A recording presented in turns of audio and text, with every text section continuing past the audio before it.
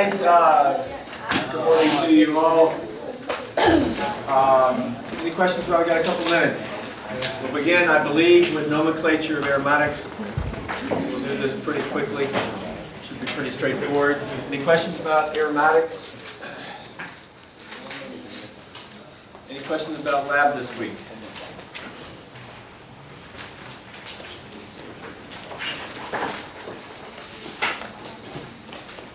Dr. Stevens, we have a choice between zinc or tin, I believe. Yes. Is there any words of wisdom concerning either or that could be useful for us to make a decision? Not really. They're both good. Just to give you options. You'll have more options as the project progresses. You may like tin. You may like zinc. What do you like? What do you like? I used to use iron a good bit. We tried iron here. Iron acetic acid is common. Iron acetic acid just didn't work out well. Tends to turn a little dark. The iron would also stain the glassware, and you couldn't get the glassware clean. So zinc and tin both work pretty good. Your choice. Really, the main difference is the metal is not a huge difference, although it can be. The difference is what is the proton source. One uses HCl, aqueous HCl, the other uses ammonium chloride. So this illustrates two different proton sources. But I mean, we could develop a lab where you have a choice of maybe 5 metals and 10 proton sources, and you just decide what you want to do. It's just to give you more exposure to a different variety of reagents, etc.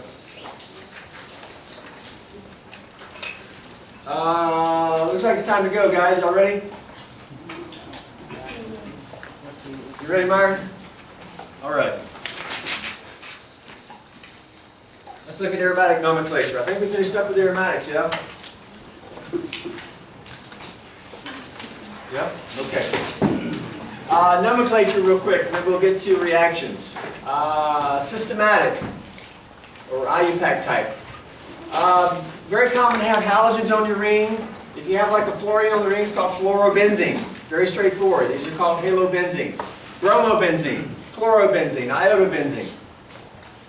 There's no isomer there. The bromine can be anywhere. It's the same compound. If you have 2 halogens, well, now you have potential for isomers. This is called 1,2-dichlorobenzene, 1,2 being next door to each other. Either carbon is 1, and then you go towards the next substituent to make that 2. So what is this over here? 1,3-dichlorobenzene. What is this? 1,4-dichlorobenzene, which sometimes is sold as mothballs, although usually naphthalene is sold as mothballs. To describe the 1,2, 1,3, 1,4 relationship, we also have terms called ortho, meta, and para. You have to refer to a given substituent. If you refer to this substituent, the carbon that it's on is called ipso. And we see that in the carbon NMR exercise that's due Monday, the sulfur lab. It's the ipso carbon, also called C1. The adjacent carbon is called ortho. That one's called meta. This is called para. Okay? Gives us some terminology to say, hey, look at the metacarbon. I know what you're talking about. As opposed to saying, hey, look at the, not the adjacent one, but the next one. It's just easier to say meta. Does this hold for different size rings? Or is it just 6? Not as strictly, but you can kind of get away with it. People know what you mean sometimes. But it's mainly for a 6-member ring. We can also use this to denote in nomenclature sort of relationship. The 1,2 is an ortho relationship. The chlorines are ortho to each other. So this can also be called ortho-dichlorobenzene. What do you want to call this using this terminology? Meta-dichlorobenzene, and this is para-dichlorobenzene.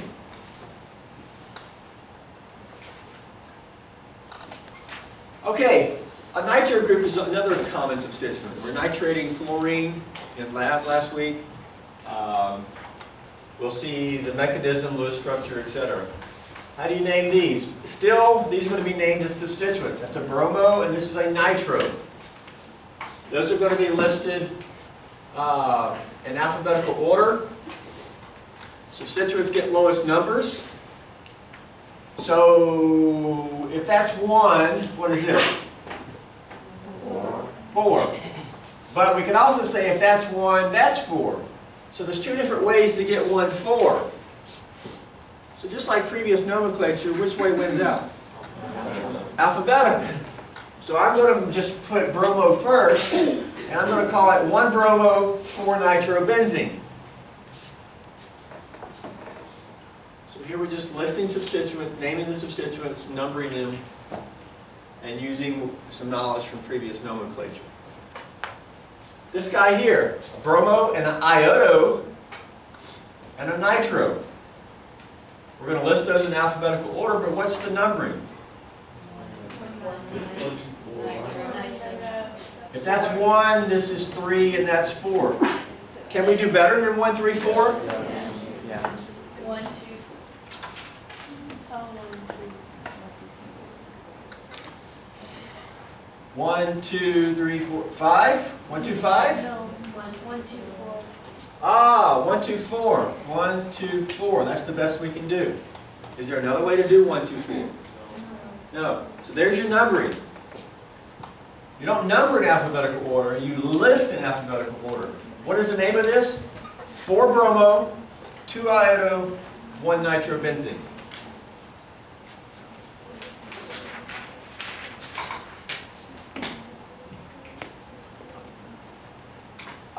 Which group is ortho to the iodo? Nitro.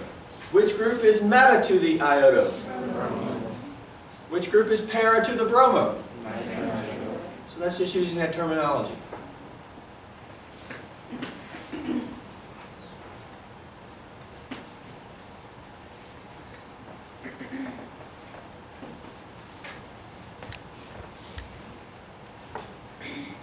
Okay, you also have common names. Just about everything else is common. Usually about the only thing that we use sort of what we just went over systematically is your halo substituents and nitro.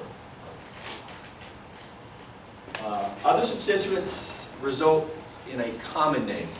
Here are, I think, 7 or 8 common compounds you need to know. These names, you need to know these. You can call this methylbenzene, but nobody does. We call it toluene. You can buy it at Home Depot paint section. You can call this methoxybenzene, but nobody calls it that. We call it anisole. Hydroxybenzene, nobody calls it that. Phenol. Of course, we've seen phenol. We saw that in organic 1 functional group list, right?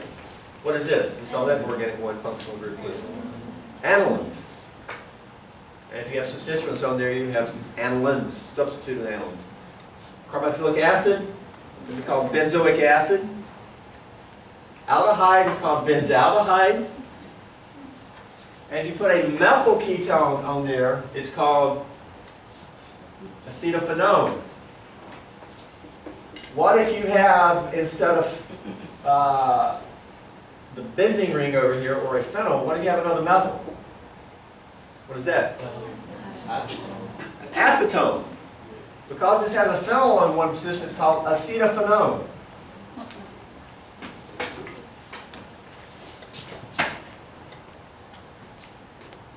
Use of common names in nomenclature. Anytime you see a structure, if you can pull out a common name, one of those common names, do that. For example, bromobenzene is not a common name. But what is that there? Benzoic acid. It's going to be named as a benzoic acid. And then you say, well, what is on the benzoic acid? A bromine. All right. Whenever you use a common name, the substituent of the common name is always the 1 position. Always. So that's by default is 1 right there, because we're going to name it as a benzoic acid, and that's 1. So the bromine is what? 3. So this is 3-bromobenzoic acid. It can also be called what? Because the bromine is what compared to? Meta-bromobenzoic acid. The groups are often abbreviated like O, M, or P.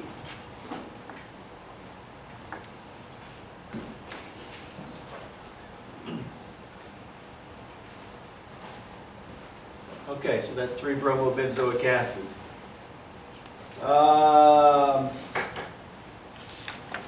Do these look right over here? 4-chloroaniline? See how that's aniline there? And then we have chlorine. How about this guy over here? This actually has 2 common names. Because I see a phenol, and then I see a carboxylic acid. I wouldn't expect you to do it when you have 2 common names and would have to choose. You'd have to look up the IUPAC book. One potential, actually the benzoic acid is sort of the king of functional groups, so this is named as a benzoic acid. Wouldn't expect you to know that. What's on the benzoic acid? Hydroxy, that's 2-hydroxybenzoic acid. Main reason I show you that is, well, this name does work as after we say it's a benzoic acid. Also, I just want to tell you, it has its own common name, salicylic acid. We need to know salicylic acid. As a chemistry student, I would say yes. Okay. And if you put an acetyl group on the carboxylic acid, what do you have? Acetyl salicylic acid. Or some people say acetyl salicylic acid. And what is that? Aspirin. That's aspirin. Okay. So we're getting closer to something you have in your drug store.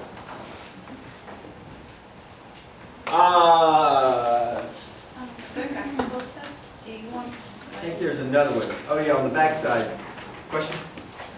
Do you want us to name it 3-bromo benzoic acid, or do you want the N-bromo benzoic acid?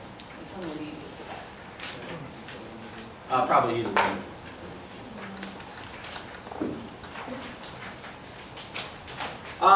What do you want to call this here? The name, it's already there. What common name do you see? Toluene. Because nitrobenzene is not a common name. Toluene. What's on the toluene? Nitro. What position? That's 1, 2, 2, 4, 6. Trinitrotoluene. TNT. It's dynamite. Right? TNT. Does the name work for you? Okay. Look on the back side. Benzene is a substituent. We call it a phenyl group when they say substituent. Not phenol, phenyl. YL. For example, you could have 2-phenylpyridine, where usually your heterocyclic is your main ring. You wouldn't say it's 2-benzene-pyridine. Phenyl is what you use when it's a substituent. For example, if you name this as an alkene with 2 phenols, it's 1,2-diphenylethene. Of course, 1,2-diphenylethene we call trans-stilbene inorganic one when we brominated it. So lots of things have common names. So that's the use of the phenyl. If you have a benzene ring and a CH2, that's called what? Benzyl. For example, you stick a chlorine there, you got benzyl chloride or benzylamine. If it's an OH, it'd be benzyl alcohol. So that's your benzyl. We'll refer to the benzylic position, which is the carbon bonded to the benzene ring. We'll do chemistry there. Okay? What is this? 1, 2, 3, 4, 5. What do you want to call that compound?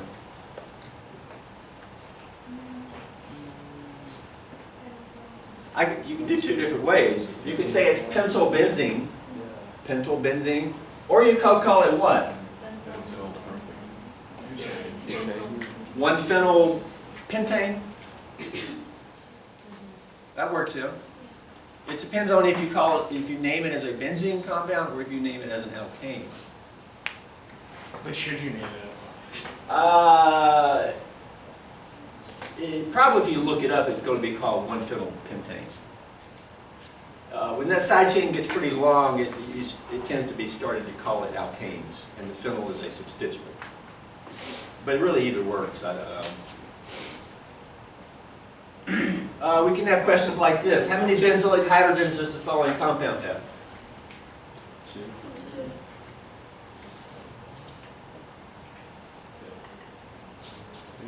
2, right here. That's really not benzoic. There's certainly no H there. I mean, 2. Name that compound, by the way.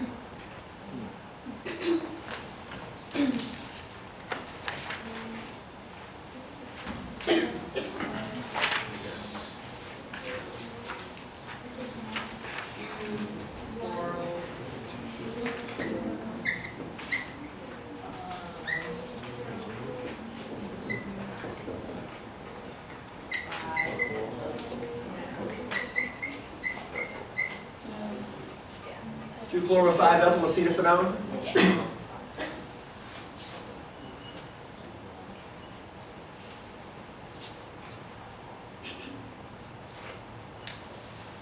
Additional nomenclature, sort of like salicylic acid. There are some other sort of disubstituted. This would be called 1,2-dihydroxybenzene. You probably wouldn't call it 2-hydroxyphenol. Regardless, it has a common name. It's called catechol. It has 2 hydroxys ortho to each other. And things like dopamine, some neurotransmitters, etc., are called what? Catecholamines. You heard of that in biology? Because it's amines that have catechol ring.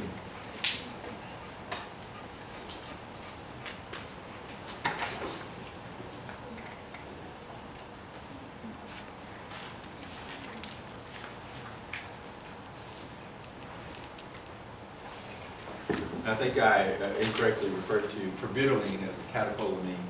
Terbutaline, the hydroxy groups are not ortho to each other, they're meta to each other. So it's really not a catecholamine. But it acts as almost as if it is. It's not strictly a catecholamine. Okay, so that's nomenclature. Any questions about nomenclature? Pretty straightforward, just need to be looking at it.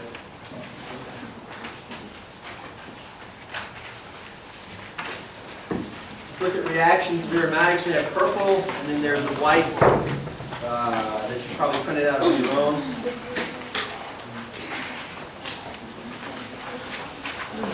And we'll return with Friday lab report here at the end.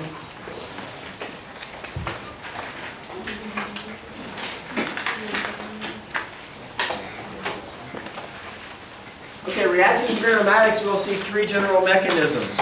The first one, known as EAS, will be the most comprehensive. The others are also extremely important. In EAS, the ring reacts with an electrophile. Thus, the ring is a nucleophile.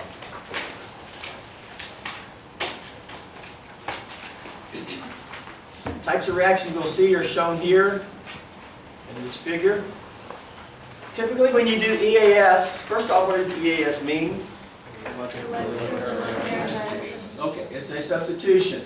What are we substituting or replacing? 99% of the time you're replacing a hydrogen. Okay? Now is hydrogen a good leaving group? No. Well, you got to be careful. Usually when you talk about leaving groups, you're talking about like SN1, SN2, E1, E2. And certainly, we're not going to be doing those mechanisms. Does the H leave in this reaction? Yes. Yeah, it leaves. But don't confuse it with your traditional leaving group knowledge from those alkyl sp3 reactions. Okay? Typically, you only use leaving group term with those reactions. Okay, we'll replace an H. I'll say 99% of the time. There are unique cases where you can do EAS and replace something other than an H. We can, essentially we're taking a unsubstituted ring. I mean, that's benzene, yeah? We can halogenate benzene. We'll look at that. We can sulfonate. We can nitrate, which you've done in lab already.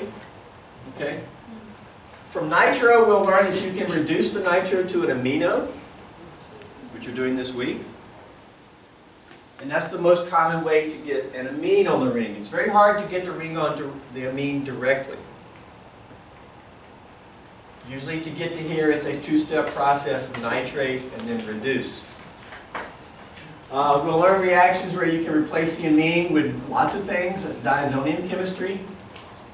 It's not really EAS.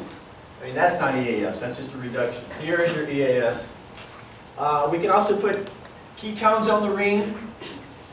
That's the Friedel-Crafts reactions. I sent that handout by email. The ketones can be reduced to give essentially R groups that just have one extra carbon. That's sort of in a nutshell EAS. There's outlines here. Most of this will just be going by the white. I'll sort of be referring to the purple just to make sure we hit all the points we need to hit.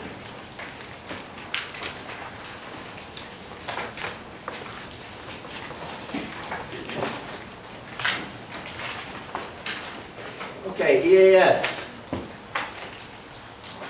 We've already said that stuff up there. Line reaction, the ring reacts with an electrophile. We can show like E plus is a generic electrophile. Although the electrophile may not have a plus charge, they form a plus charge. We can get the E on the ring. We're actually going to generate H plus if it was E plus. Okay, mechanism. We're going to do it very generically. Then for each reactions, we'll have to define what E plus actually is. But for those reactions, we're not going to change the core mechanism. We're just going to be looking at that. Here's your core mechanism for any EAS reaction. First off, we know that these electrons are nicely delocalized in molecular orbitals, okay? But when we get back to chemistry, it's best to just consider 3 pi bonds here. And almost just reacting as if it's a triene. Okay? You got to draw in pi bonds. You cannot do chemistry by starting with this. I mean, where are the electrons? And so you've got sort of a disconnect between what the true structure is and how we actually show mechanisms. So go back to alkene chemistry. And let's just use this as an alkene. It is less reactive than your standard alkenes. It's much less reactive, but it still will react. E plus. These electrons can attack E plus. Okay? This is all back in organic 1. Here's the pi bond. We go attack E plus. What does this carbon become? Yeah, it lost the electrons. Does it? Okay? So we went and made the bond to E plus. That became a carbocation. Okay? Just alkene chemistry.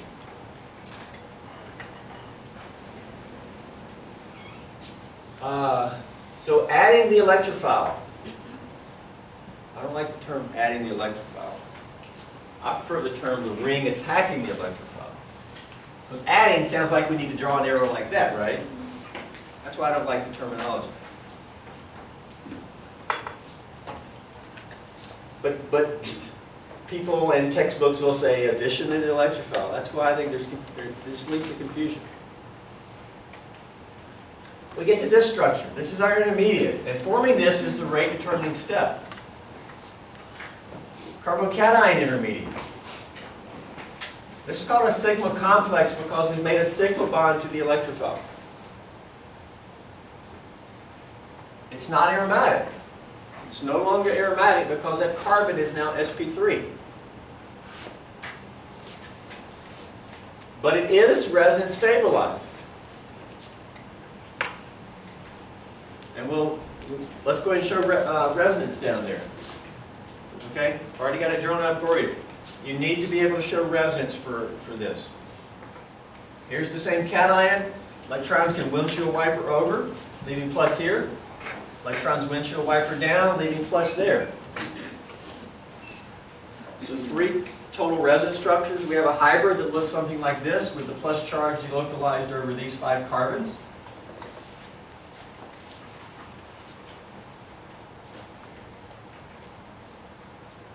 Now once we move on to doing reactions with substituents there, we may have to draw additional resonance structures involving the substituents. You need to be able to draw all these type resonance structures.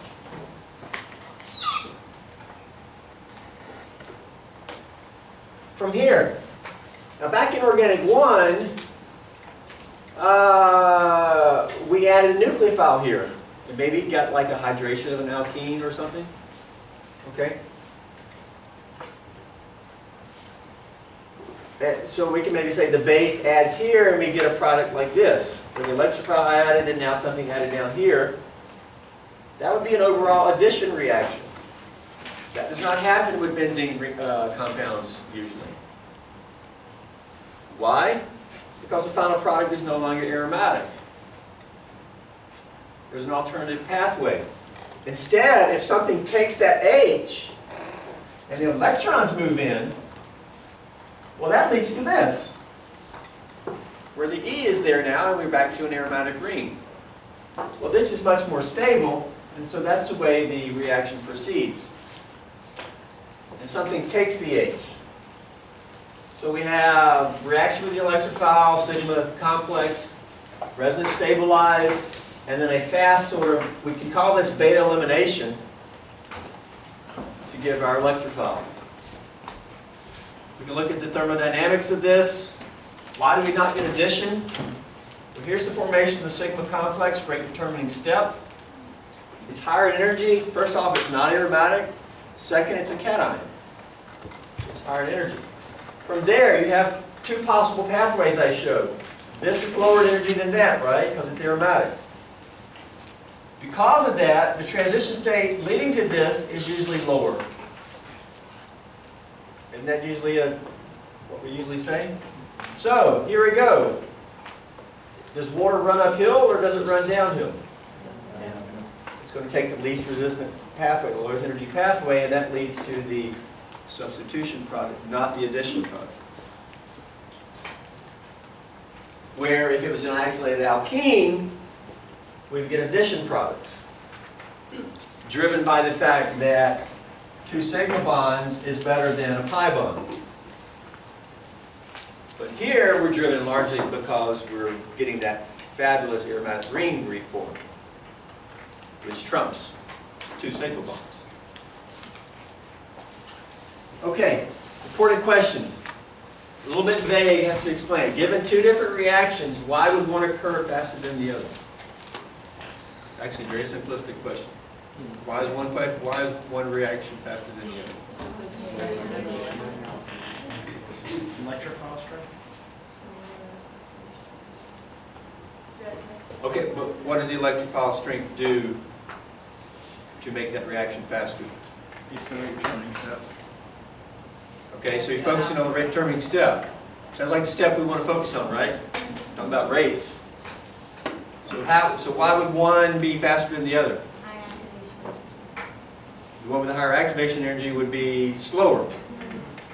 Okay? Typically, we can talk about not this, but what if you had 2 sigma complexes? Like 1 and 2. Which would be faster to form? 2, the one lower energy. Usually that's going to have the lower transition state energy, unless something odd is going on. So why would 2 be more stable than 1?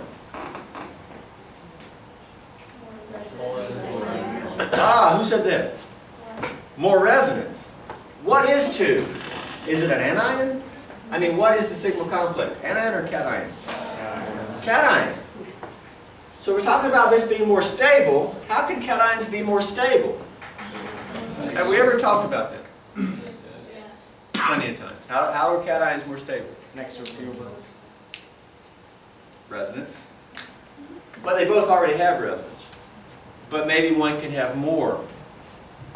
We're talking about substituents. If you have substituents that can supply more resonance to your sigma complex and stabilize it, the reaction could be faster. What if you have a substituent that does not supply electrons or supply resonance, but actually pulls electrons? Is that going to stabilize it or destabilize it? It would destabilize it. What I'm getting at is basically focusing in on rate determining step, and we'll have to look at stabilization of the cation to predict which reactions are going to be faster versus not. And also compare to benzene. Will a given reaction be faster than benzene or will it be slower than benzene? Okay. So now let's look at specific reactions. And the first one we're going to look at is halogenation. And you've actually halogenated an aromatic, haven't you? You all do that before? Yeah. And the report is due on Monday? Yeah. All right, let's cover mechanism. Take benzene, reacting with bromine is pretty sluggish. Unlike an alkene, which is instantaneous. Typically you have to include a catalyst, and that's what this is in this case. Iron tribromide. We can brominate.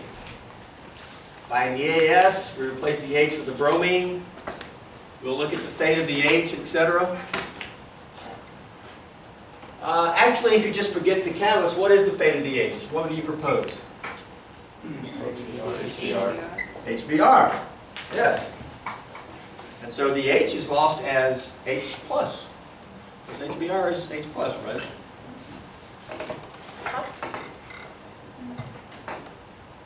Okay. It won't react with pure bromine. Benzene won't. If we put substituents on there that sort of supply electron density, maybe it will. What's the role of the FeBr3? No, the FeBr3 activates the formation, the rate determining step. The rate determining step doesn't involve beta elimination. Catalyst activates the rate determining step. FeBr3 is a Lewis acid. Okay? What's the definition of a Lewis acid?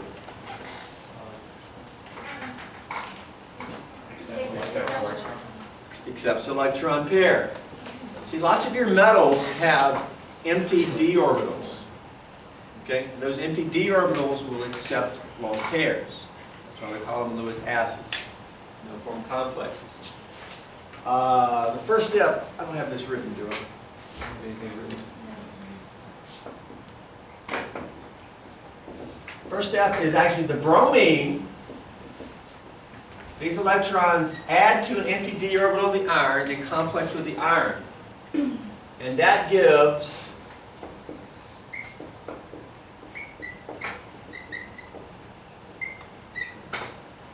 okay, you could draw these three bonds out, but it gives this. What's the charge of the iron now?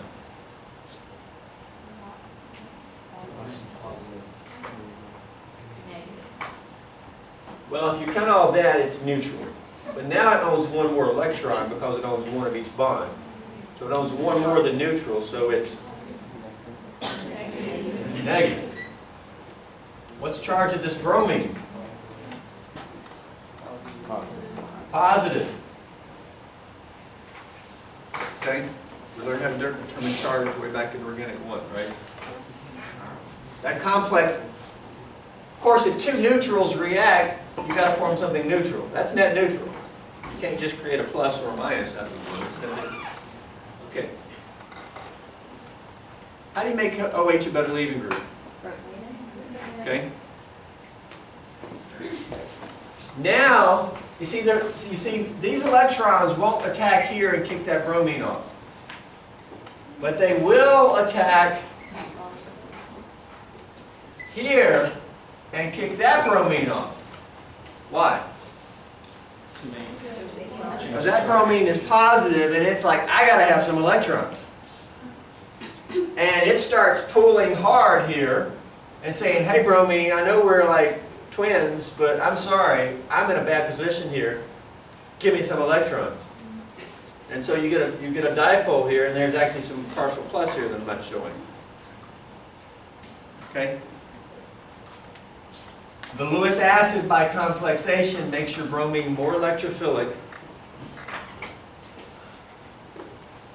And this is your catalyst. Now note, we don't attack the positive bromine with the formal positive charge. We attack here. And what does this give? Well, this gives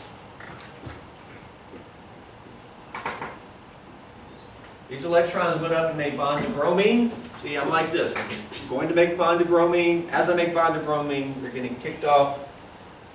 What's down here? Positive. This is the same thing that was shown on the previous page, except on the previous page, that's not Br, it is E. Sigma complex. Plus what? Shown FeBr4 with a minus. Or you can draw it out with an iron with 4 single bonds to bromine, and the iron is minus. In fact, let's draw it out like this. We'll draw it with just 3. See, this bromine is now neutral. Oh, it's got that right? What does this arrow mean to you? See, that now has 3 lone pairs. It's neutral. Sigma complex, resonance structures, should be able to draw. Okay, I'm not going to do that. What's the next step? Takes the H and the H leaves the electron. Something takes the H. And the At this point, it's usually shown like this. The iron is like, see, a lot of times nobody's ever happy. The iron's like, well, I don't want to be minus. So what happens is, sort of the bromine is like, okay, well, I'm going to go, and I'm going to take my electrons with me. So I'm going to break away from you, go bind to the H, these can move down. What does all this give? Neutral, FeBr3, and HBr. It gives those two, because here, what are we making here? HBr, electrons in, gives that, but what else did we produce?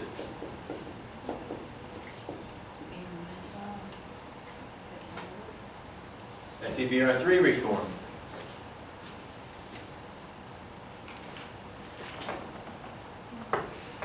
This is sort of a sigma bond acting as a nucleophile. We'll see this again when we look at maybe sodium borohydride.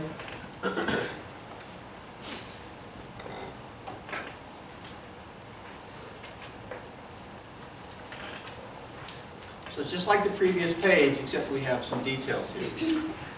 Particularly, how do we get bromine to be electrophilic? Lewis acid. By the way, FeBr3, these are your usual. You can also use like aluminum tribromide, very common. Aluminum is actually most common with chlorination, aluminum trichloride. You can also actually use the base metal.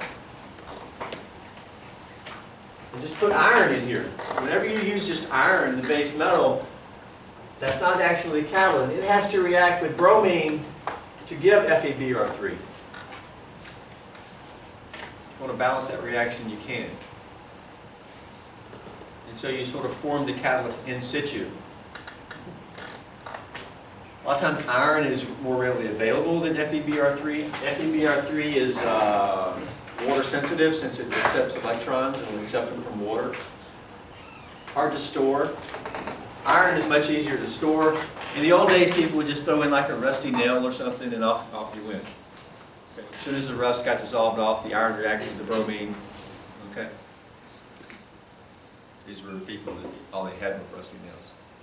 Maybe they would file it down first and then put in the nail. Okay? That's what's going on.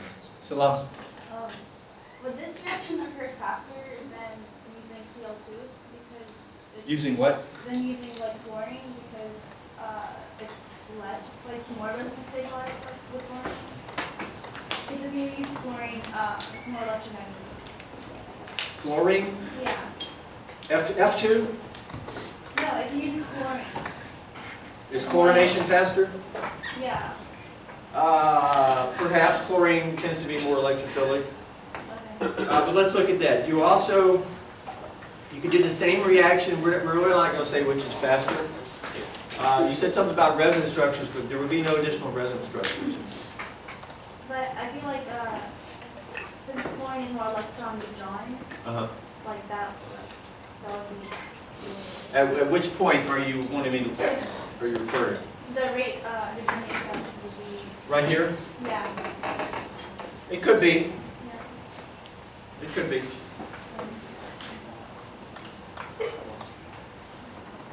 This chlorine is more electronegative.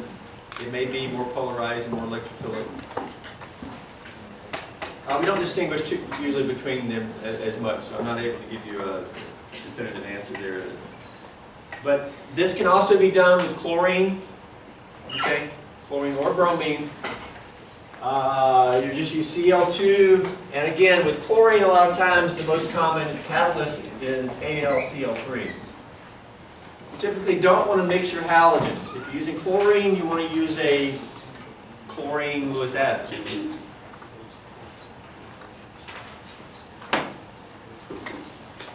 What about iodine? Now note, the ring did not attack Br+.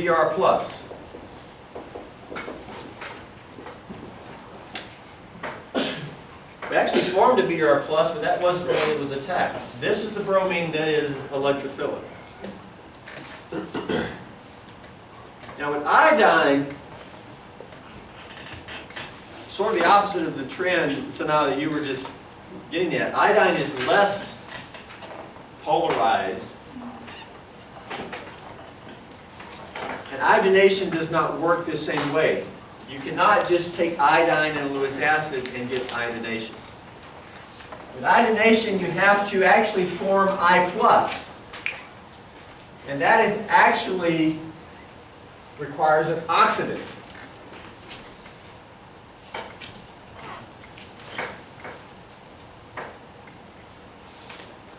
You have to actually oxidize it and get I+. Once you make I+, which is known to be a true species, just I+, then the mechanism is just like when we did it with E+ on the first page. What will oxidize this? A variety of things. Some metal salts will serve as oxidants, like copper 2 chloride, hydrogen peroxide, periodic acid.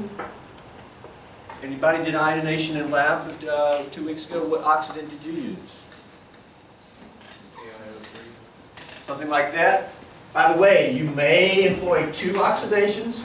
Because instead of starting with iodine, maybe you start with this, oxidize here, and then oxidize again. Why do 2 oxidations? Well, this is easier to weigh out because iodine is a little hazardous. So you just do 2 oxidations. And maybe that's what was done in 2 weeks ago.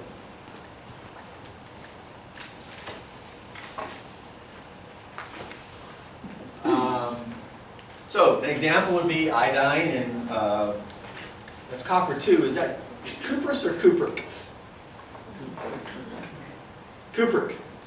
Y'all do usanic and zinkin? Cupric chloride, you get your iodination.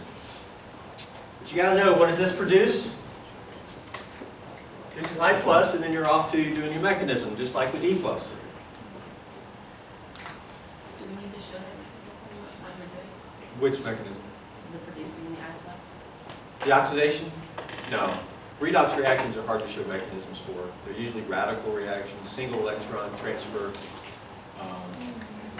No mechanism for the oxidation. Fluorine, on the other hand, is unlike iodine, which is sort of lazy and unreactive. It's not that electrophilic. Fluorine is very electrophilic. If you try to fluorinate, you better stand back because it's going to be explosive using F2. Okay? F2 is the gas, very hard to handle. Why? If you look at some calculations, the FF bond is very weak. The CF bond, which you're forming, is very strong. That means lots of energy is going to come out, and it will come out fast.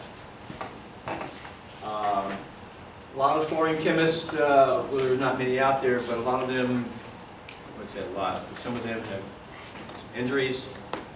There's a fluorine chemist at Clemson who is now retired, but he is missing half an arm and a couple of fingers on the other hand. When he was in graduate school, there was an incident with fluorine, and he was almost killed. Actually, fortunate enough to meet him, had dinner with him one time, or lunch, and he was telling me, they used to keep, this back in the 60s, at the University of Washington, early 60s, they used to keep a tank of fluorine out in the, outside the lab. You know how like, you see tanks of like your grill gas tank, or like some other larger tanks that are in some people's yards sometimes. They just have a tank of fluorine right out there. They have a line. And he said one day he went out there to work on it or something, and there was a little leak. And he said one of the bolts on the tank was glowing orange. So there was a leak. Fluorine was coming out. And he said he just, I don't know what he did, but he said it just could have just blown up on him. So, you know, back then they were just a little more, did what had to be done. But he said something interesting. He said that fluorine is actually, at very low concentrations, is a little bit sweet smelling. And he said that he was out there, there were bees that were kind of flying around, apparently attracted to the fluorine that was leaking.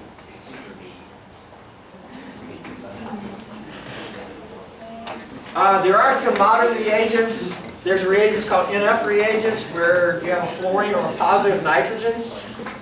And you can attack the fluorine and the positive nitrogen can leave. These have been developed over the past 10, 20 years. These are like solids, you can weigh them out. And I've actually used these a good bit. I've actually tried to get, try to do fluorination of sulfanilamide using these reagents. I haven't quite got it to work in good yield yet. But what we will see is the diazonium reaction is a classical alternative. The diazonium is starting with the amino, and you can replace amino with lots of things. Replacing it with fluorine is a common way to get fluorinated aromatics. Okay, let's look at nitration. First off, Lewis structure for Nitro Group. It always has to have charge. It's always a plus and a minus. You can do resonance structures where you move these in, move these out. Of course, if you do a hybrid, both of these bonds are actually the same length. Okay, it comes from your looking at the hybrid. This is plus, this is partial minus, and this is partial minus. If you actually can see the Nitro Group, both NO bonds are identical. And this is just a resonance structure showing double bond, single bond. Okay? Nitro Group is very common with aromatics. You don't see it a lot with alkyl or alkanes. It's not quite as common there. Okay, how do you nitrate? Nitric acid most commonly. But you also typically use an H+ catalyst. The nitro on, of course, replacing the H. What is the electrophile? It's the nitronium ion, which is shown here.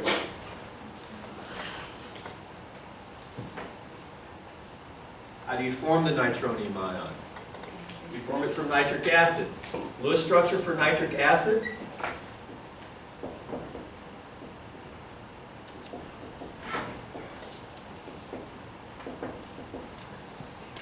There's nitric acid right there. What do we have to lose from this to get the NO2 species?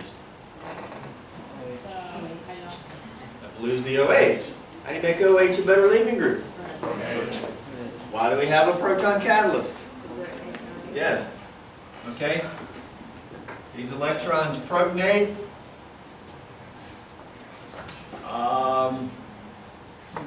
I reckon I'll redraw it.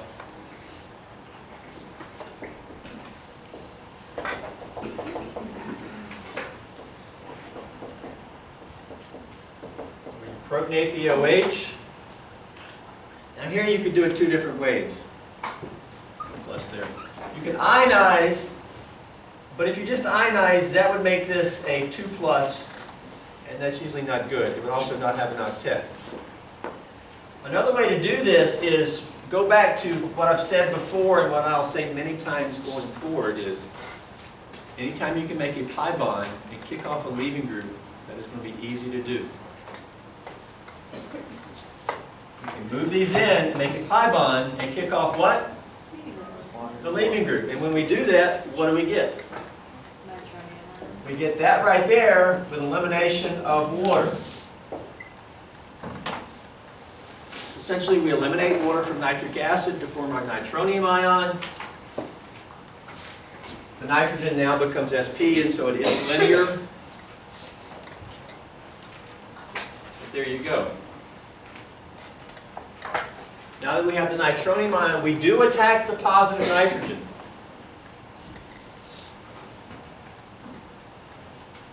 And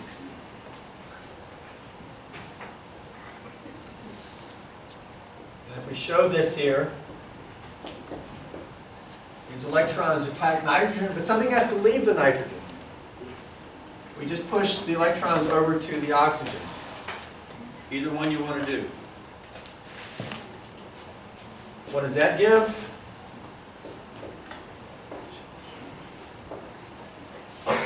Now bonded to nitrogen.